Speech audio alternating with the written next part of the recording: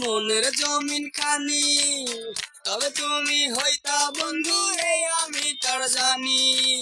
বুঝি নাই রে মনের মাঝে করছি প্রেমের চাষ, তোরে নইয়া চাইছি করতে সুখের বসবাস। যদি পরমানুষের ঘরে তোমার বসবাস, আমায় কেন ভালোবাসা করলা জিন্দালাস। যদি পরমানুষের ঘরে তোমার বসবাস, আমায় কেন ভালোবাসা করলা জিন্দালাস।